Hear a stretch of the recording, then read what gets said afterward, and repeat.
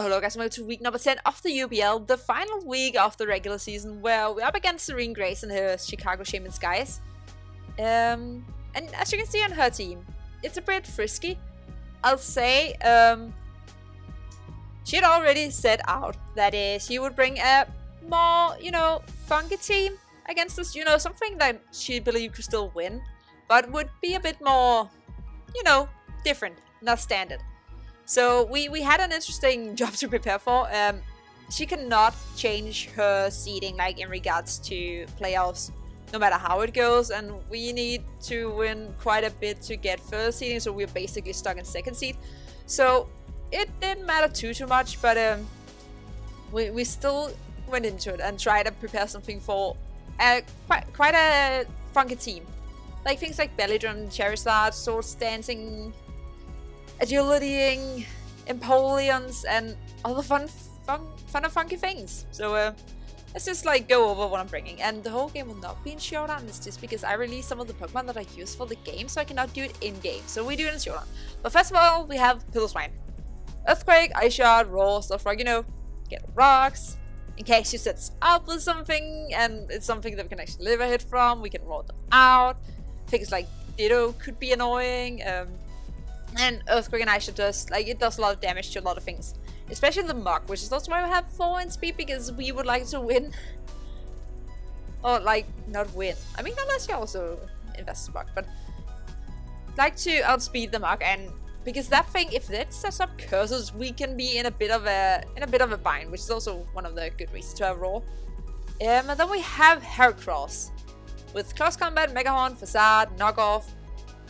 Pretty speedy, so we can outspeed things like Circuitry any day of the week. And basically, this thing is like, if we can get Heracross in for free, like on a U-turn from Spoiler Alert, Pidgeot, Bullswitch, something like, if we get this thing in for free, it's basically able to claim a kill against her team. So that's why we have this little bugger. Then we have Goodra, because, yes, it's a physical Goodra. Hear me out.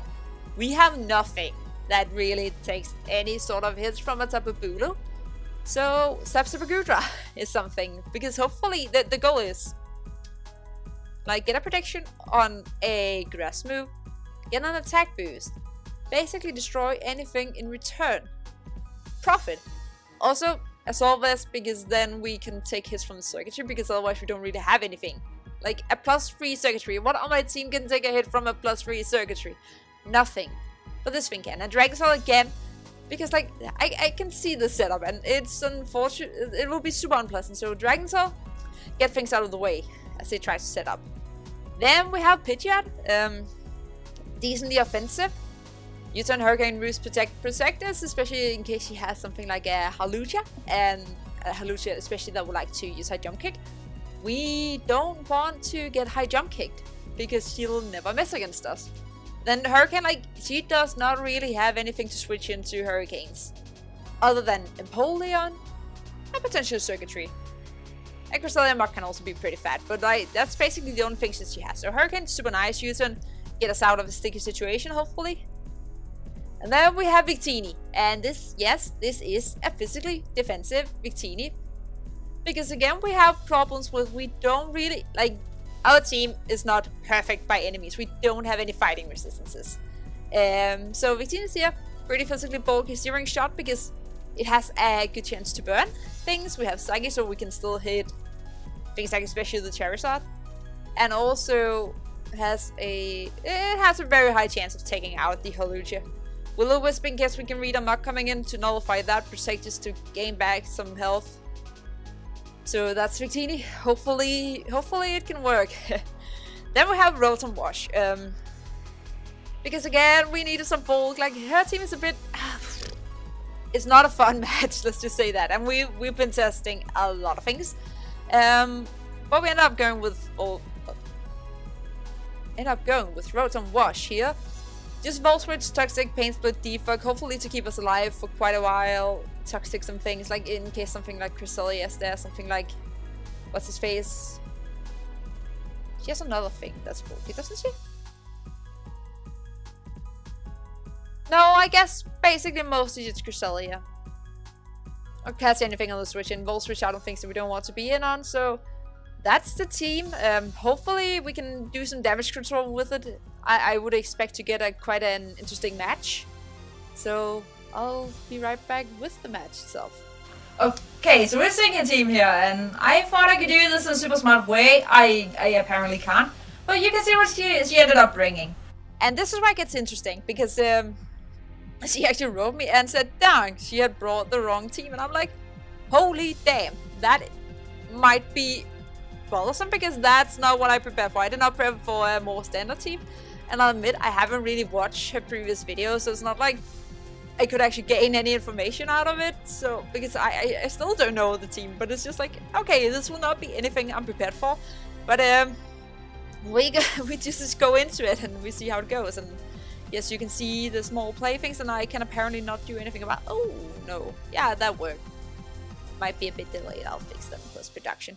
But yeah, I decided to lead up Pidgeot, because looking at the team that she brought, like, she doesn't have anything that wants to switch into Pidgeot.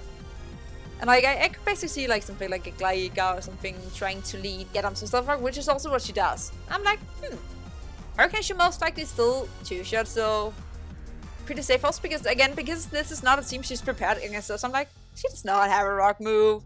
So I felt pretty comfortable, because like I could see it if it had actually been a team she'd prepared, but then yeah, she might have Stone Edge or something.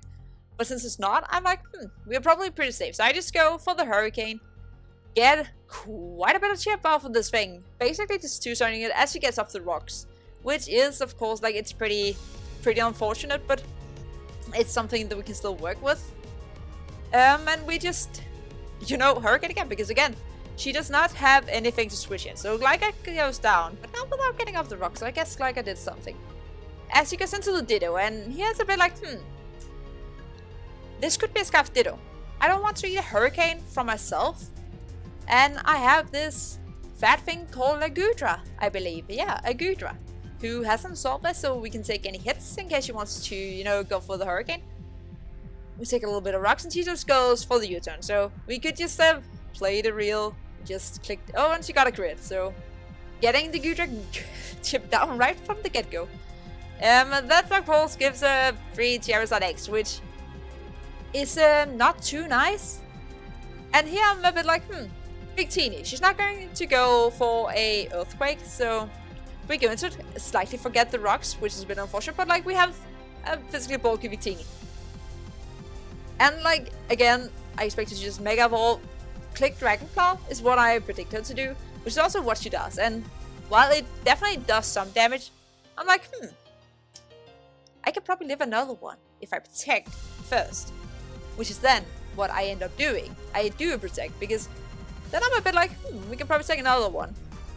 Which is where Brain Fart number 1 comes into the game, because she could not take me out with Dragon Claw. I could see that from a damage. So I should just, what should have happened? I'm going to pause this thing if I can find it. I can't find it. Yeah, see, now you actually got to see it. But she went for the Earthquake. And here's like, I knew subconsciously that she would have to do it, so I could have gotten Pidgeot in for free. Which, hindsight is 2020, but that could definitely have been a way to put myself into a super nice position, because she had taken a bit of damage, I believe. Had she taken damage yet? No. Yeah, she had. I don't know if she had. No, I don't think she has yet. But still, like, we could have pressured this thing so much, and she would have been forced to go for Dragon Claw again, and we could have played a bit around it. But instead, Victini has to basically eat an Earthquake. Which I was not sure how well it would do. I think it might have been a roll, but Victini hangs on with 6 HP. So Victini playing it safe. And gets off a Psychic, and no, she actually hadn't taken any damage. But still, it could have been something where I could have gotten in. And we get like a solid 40% or so. But now Victini is pretty low, we still have the rocks up, and like the thing that she was in against, like, or that we brought against, isn't really here. So I'm like, well, I guess I just let it go. I don't have anything else to switch in, and she goes for the Roost, and we just go for Psychic again. Just to, you know, keep down, no whole funky stuff. But yeah, I kind of knew that it was kind of lost, but I wanted to see if she would go for something weird, so I was still like scouting, like, do something weird and show something about your set, but she just goes for Dragon Claw, and that makes sense. And that basically results in me saying, I don't have anything I can switch into a Dragon Claw. So we don't switch anything into Dragon Claw, and poor Victini goes down again. Another week without doing anything.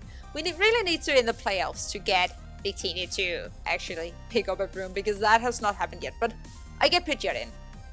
I'm like, okay. They're not a team, but again, she doesn't have the best switch-ins. But she goes into the MUK here. Little Jeffrey. And, you know, we see that we actually don't really do basically anything to this MUK.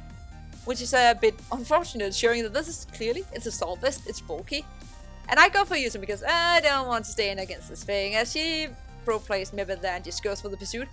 Which sends us down pretty low, which is definitely unfortunate. I think we still live. I don't remember actually if that was enough. That might not have been enough to actually get us into the Stealth Rocks, I'm not sure. Don't quote me on it. But then I go into, you know, Pulse Rhyme because I'm like, I might not kill her because she's bulky, but she switches out into this thing, which is definitely not the best. Because we can't trust this thing. That's when you wish you had Rock Slide, but well, you can't really predict those things. I did not expect this thing to come.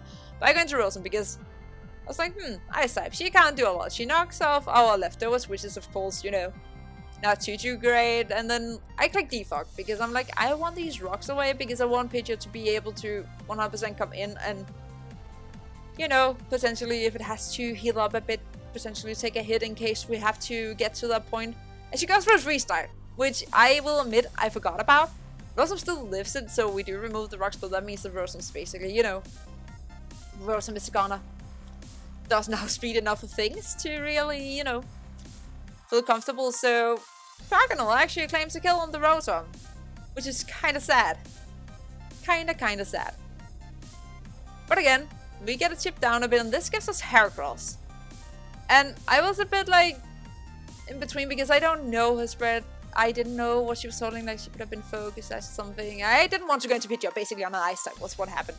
So I got into Heracross, she protects them, which was super fine because then I get the off, so now she can basically not switch anything in. And I just, you know, she goes for a free strike and doesn't do too much on Heracross. It's not damage that we like to take, but it's okay. The Kraganol basically, you know, the Kraganol's dead, so that's nice. I like dead Kraganols, that's what I eat every day for breakfast. And that of course leads us into Charizard again, and I did not want to have Heracross staying in, so I'm like, no, we're going Piltorswine. It's the only thing that has a chance of taking a hit. And she goes for the Flare Blitz, which is understandable. But I did not want to go into Gudra, because again, like, Gudra can't really take a hit, and that did a whole lot of damage. And here's why we get to the second thing that I kind of regret. To not just go for the Ice to get some chip, because I think like late on the game, like Charizard survives was like 5 HP or something, but Piltorswine just dies, basically. Comes in and it dies, because the good thing is that leaves... That was not Heracross, that was Gudra. Gudra's not dead. Who died? Piltorswine did. I'm so confused. She of course switches in, and oh, actually that's one that I want to talk about, because I had a very long internal debate on myself, almost ran the clock on that turn, because this is a point where that was like win or lose whether or not she stayed in, because if I click U-turn and she stayed in with Charizard, I'd have been screwed, because look at what I had left. I have nothing that can switch in on a Charizard, but if she switched out and I went for a U-turn, that would be super duper pro, because that meant that I would go into Heracross. But if she, you know, but if she stayed in, if I went for U-turn and she stayed in with Charizard, fucked. If she switched and I click U-turn, win. But yeah, it was a mess. So I ended up going for the Hurricane, and I have some regrets about it. That could definitely have changed a bit, but it's not where, you know, it went really wrong. I mean, it kind of did. Could have made it easier, because we get a bit of chip.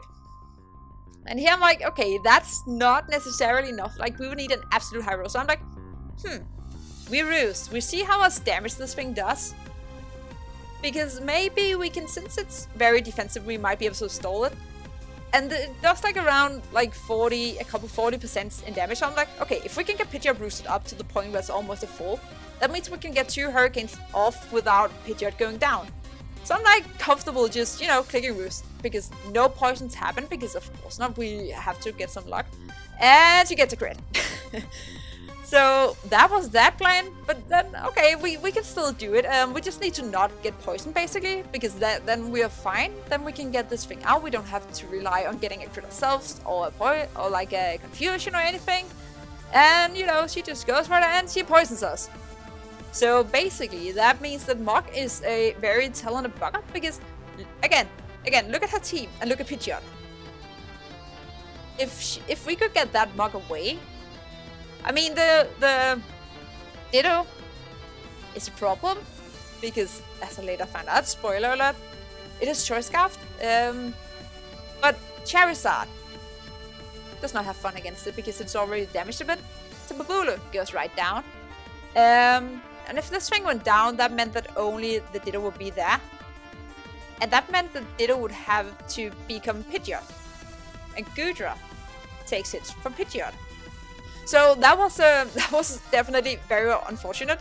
So we have to go for the Hurricane and just hope for the best, and the best does not happen. So basically Pidgeot just dies. So that was poor Kevin. That's all I can say, like, poor Kevin. Because that basically means that I had to go, you know, I had to go Goodra, yeah. Could also have gone Heracross, but I didn't really want Heracross to take any damage, so we get Goodra, and, you know, she goes for Shadow Sneak, gets a bit of chip. Doesn't end up mattering too much, and we at least get to, you know, actually, like, Goodra gets his first kill of the season. Hooray! Beautiful. Not really, but it's something. Goodra killed a MUK, that's nice. After Pidgeot did all the down work. And she just goes into this thing. It's a bit unfortunate because we have not gotten the Zap Zipper. So basically that means that you know, our Poison Tail does not really do too much. But we have speed, so bulky Bulu in the house. Very bulky Bulu. And she just goes for Stone Age. Gonna miss, she did, and we just barely did. This is where things begin to go very wrong. I mean, they already went wrong, so what am I saying?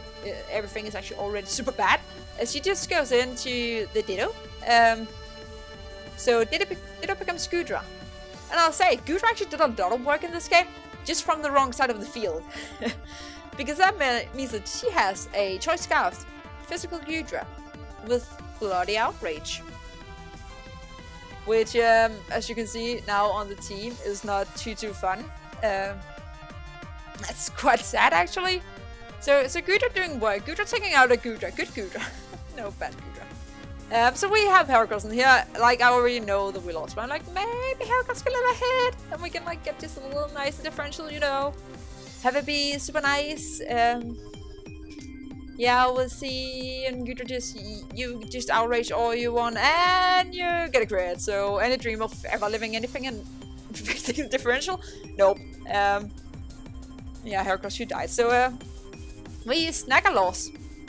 It's a bit sad, but again, like, it didn't do too much for the standing, and I'll admit this was not the kind of team that we'd prepared for, so that made it interesting. And definitely, like, a couple of bad calls, especially the one where I could have used an on the MUK as you went into it. That one, that bothers me, and the grid was just, like, kicking me when I was already laying down, but it's fine. We look forward to the, you know, playoffs instead. And regards to that, and I just hit the microphone, I'm sorry.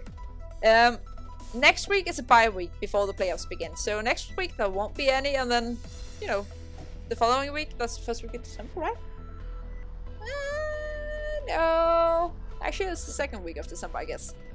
That's when the playoffs begin. So we don't, as of yet, I don't know who I'm facing, because not everyone has actually had their week 10 battle yet. But we'll see. Hopefully we can keep it, not keep this exact thing here going, but maybe, you know, keep chugging along. But with that, I will get out of here. So keep it cool until next time. Keep it cool. Bye.